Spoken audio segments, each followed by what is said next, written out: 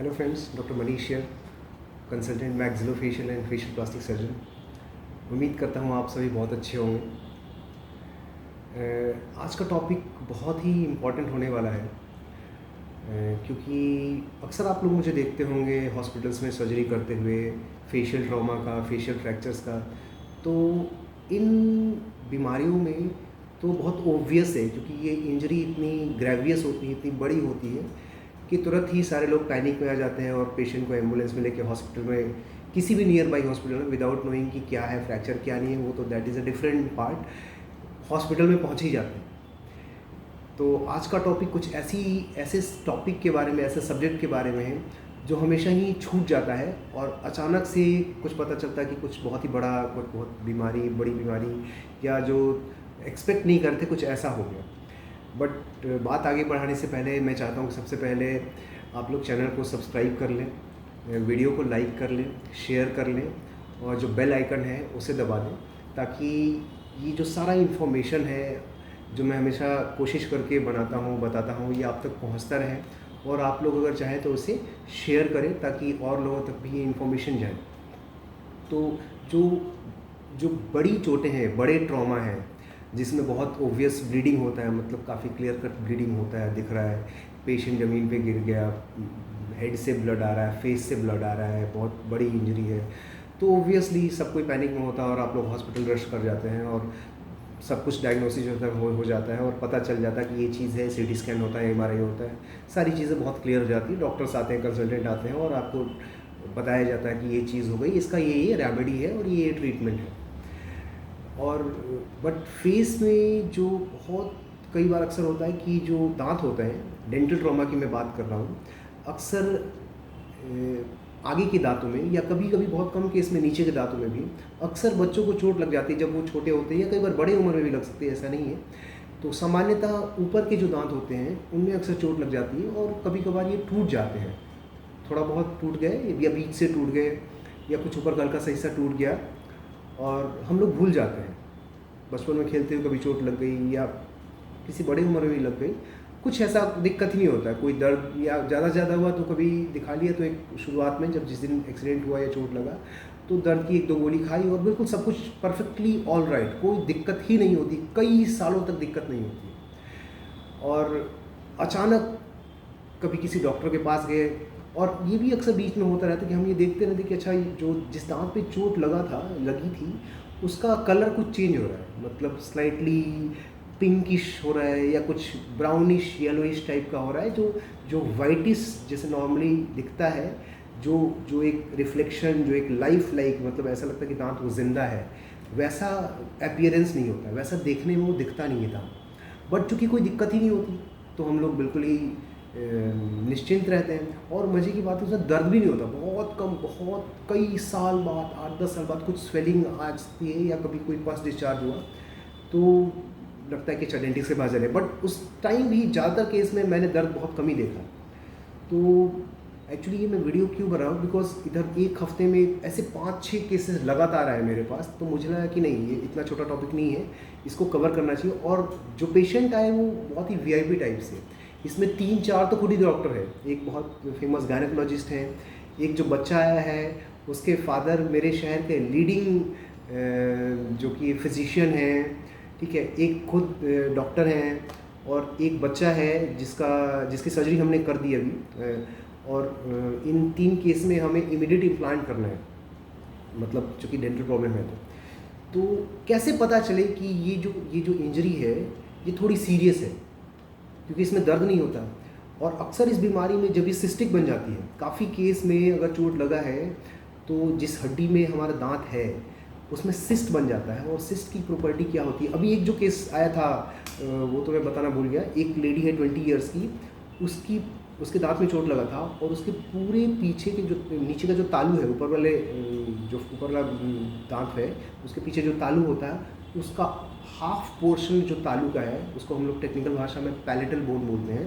वो पूरी हड्डी गली हुई है, उसका हमने सीटी स्कैन कराया है। वो पेशेंट इतना पुअर है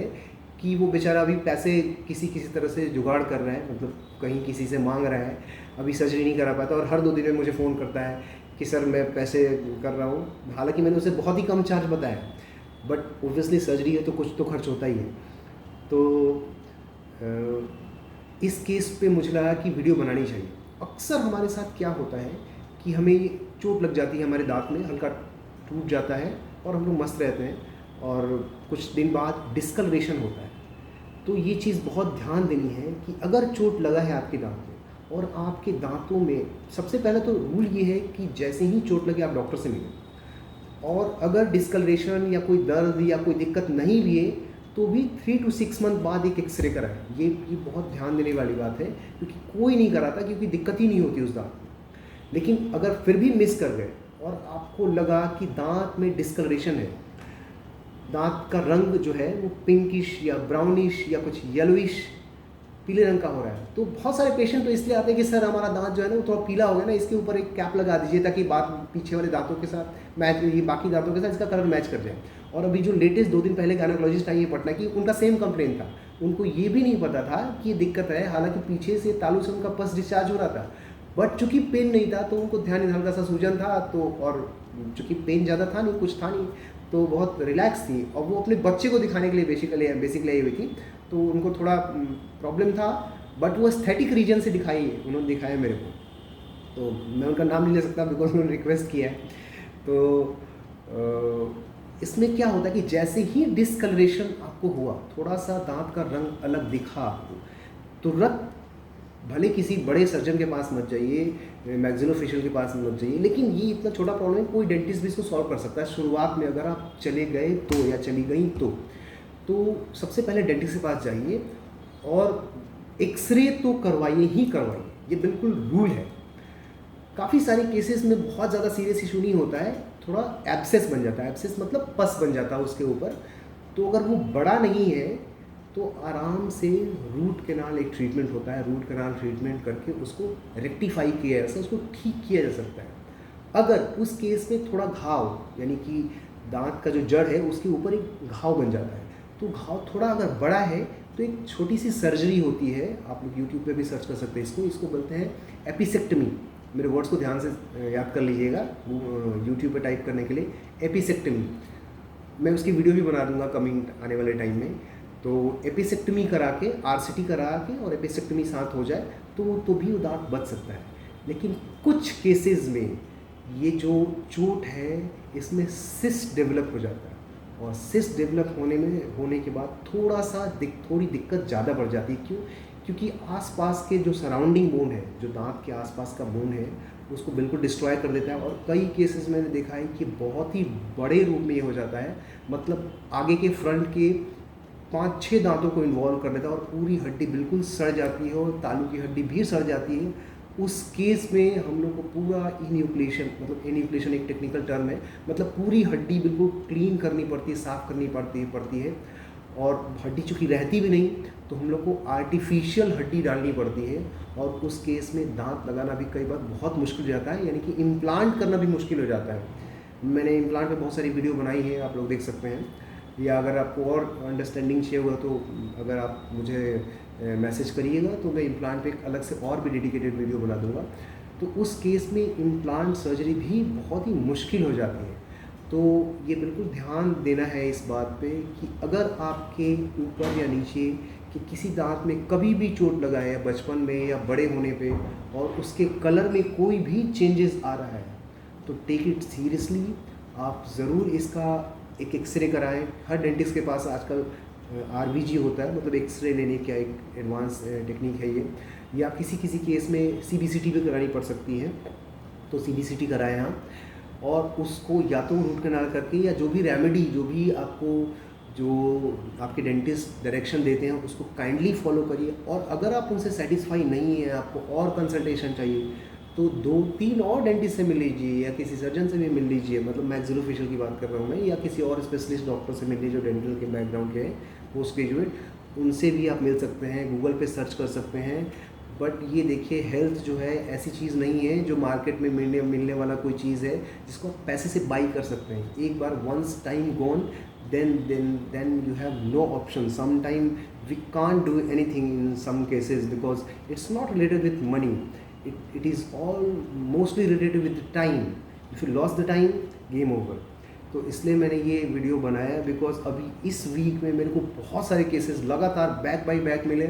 और मोस्टली बहुत अच्छे बैकग्राउंड वाले लोग हैं। और अभी हम आने वाले 2-3 दिन में लगातार सबका इम्प्लांट, मतलब सिस्ट भी निकालने के साथ बड़ी सिस्ट है, चूँकि वो एब्सिस नहीं है, घाव काफ़ी बड़ा हो गया है, तो हम लोग इमीडिएट इम्प्लांट डालने वाले हैं उनमें। तो यू कैन इमेजिन कि मतलब कि एक तो सर्जिकल जाना, वो दांत निकल जाएगा, उसके जगह इम्प्लांट डालना पड़ेगा, एक्सपेंसिव।